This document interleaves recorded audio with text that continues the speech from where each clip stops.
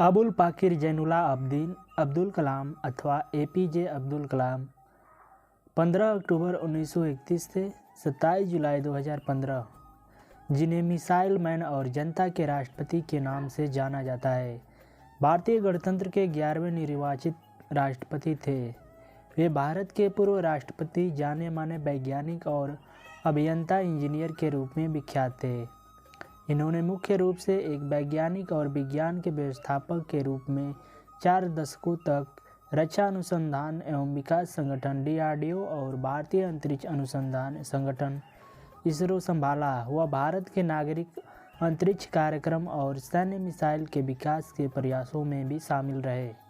इन्हें ballistic missile और प्रक्षेपण यान प्रौद्योगिकी के विकास के कार्यों के लिए भारत में मिसाइल मैन के रूप में जाना जाने लगा। इन्होंने 1974 में भारत द्वारा पहले मूल परमाणु परीक्षण के बाद से दूसरी बार 1998 में भारत के पोखरण द्वितीय परमाणु परीक्षण में एक निर्णायक संगठनात्मक, तकनीकी और राजनीतिक भूमिका निभाई। कलाम सत्तारूढ़ भारतीय जनता पार्टी व विपक्षी भारतीय राष्ट्रीय कांग्रेस दोनों के समर्थन के साथ 2002 में भारत के राष्ट्रपति चुने गए। 5 वर्ष की अवधि की सेवा के बाद वह शिक्षा, लेखन और सार्वजनिक सेवा के अपने नागरिक जीवन में लौट आए। इन्होंने भारत रत्न, भारत के सर्वोच्च नागरिक सम्मान सहित कई प्रतिष्ठित पुरस्कार प्राप्त किए। 15 अक्टूबर 1931 को धनुषकोडी गांव रामेश्वर, तमिलनाडु में एक मध्यम वर्ग मुस्लिम परिवार में इनका जन्म हुआ। अब्दुल कलाम के पिता का नाम जैनुलाब्दीन था। इनके पिता जैनुलाब्दीन न तो ज़्यादा पढ़े लिखे थे, न ही पैसे वाले थे। इनके पिता मछुआरों को नाव किराए पर दिया करते थे। अब्दुल कलाम संयुक्त परिवार में रहते थे। परिवार की सदस्य संख्या का अनुमान इस बात से लगाया जा सकता है कि यह स्वयं 5 भाई एवं 5 बहन थे और घर में 3 परिवार रहा करते थे।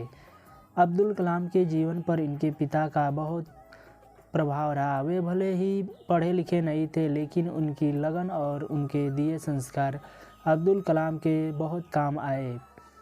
5 वर्ष की अवस्था में रामेश्वरम की पंचायत के प्राथमिक विद्यालय में उनका दीक्षा संस्कार हुआ था।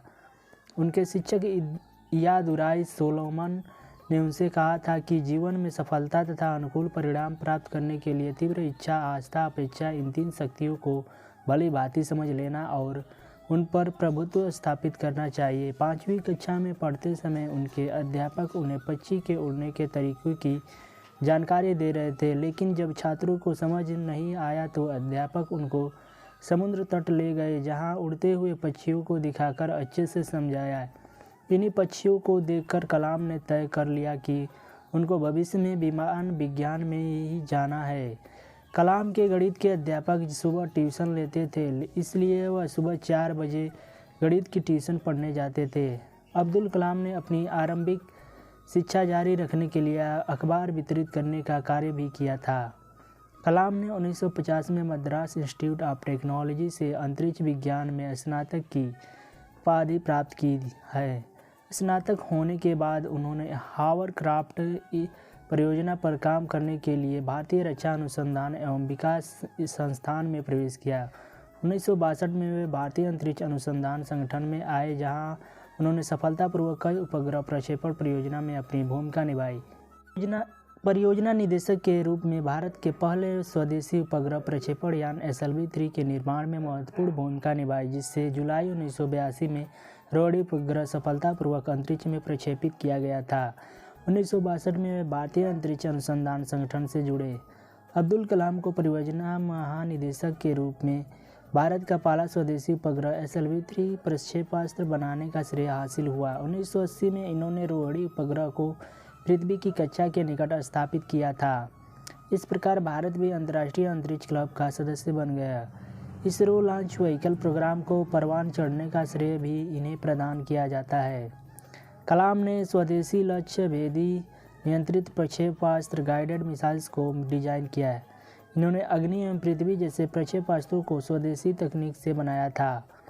कलाम जुलाई 1992 से दिसंबर 1999 तक रक्षा मंत्री के विज्ञान सलाहकार तथा सुरक्षा शोध और विकास विभाग के सचिव थे। उन्होंने रणनीतिक प्रक्षेपास्त्र प्रणाली का उपयोग अग्नियास्त्रों के रूप में किया। इसी प्रकार पोखरण में दूसरी बार परमाणु परीक्षण भी परमाणु ऊर्जा के साथ मिलाकर किया।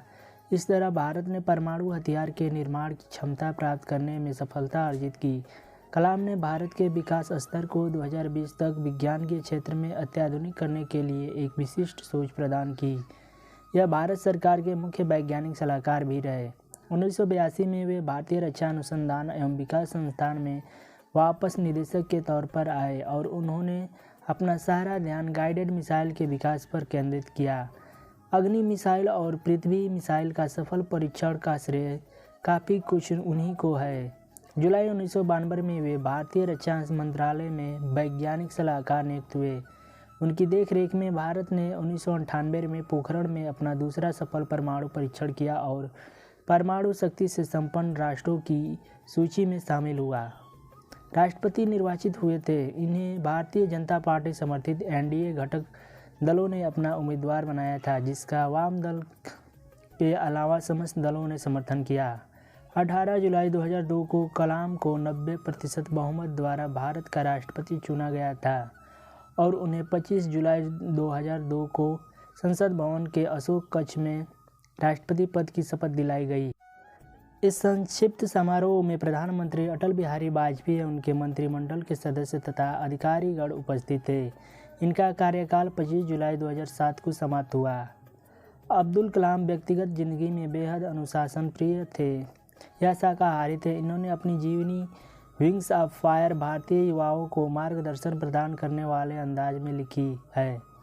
इनकी दूसरी पुस्तक guiding souls dialogues of the purpose of life आत्मिक विचारों को उद्घाटित करती है। इन्होंने तमिल भाषा में कविताएं भी लिखी है। यह भी ज्ञात हुआ है कि दक्षिण कोरिया में इनकी पुस्तकों का काफ़ी मांग है और वहाँ इन्हें बहुत अधिक पसंद किया जाता है। यूँ तो अब्दुल कलाम राजनीतिक क्षेत्र के व्यक्ति नहीं थे, लेकिन राष्ट्रवादी सोच और राष्ट्रपति बनने के बाद भारत की कल्याण संबंधी नीतियों के कारण इन्हें कुछ हद तक राजनीतिक दृष्टि से संपन्न माना जा सकता है। इन्होंने अपनी पुस्तक इंडिया 2020 में अपना दृष्टिकोण स्पष्ट किया। यह भारत को अंतरिक्ष विज्ञान के क्षेत्र में दुनिया का सिरमौर राष्ट्र बनते देखना चाहते थे और इसके लिए इनके पास एक कार्य योजना भी थी। परमाणु हथियारों के क्षेत्र में यह भारत को सुपर पावर बनाने की बात सोचते रहे थे। वह विज्ञान के अन्य क्षेत्रों में भी तकनीकी विकास चाहते थे। कलाम का कहना था कि सॉफ्टवेयर का क्षेत्र सभी वर्जनों से मुक्त होना चाहिए ताकि आधिकारिक लोग इसकी उपयोगिता से लाभान्वित हो सके। ऐसे में सूचना तकनीक का तीव्र गति से विकास हो सकेगा। वैसे इनके विचार शांति और हथियारों को लेकर विवादास्पद है।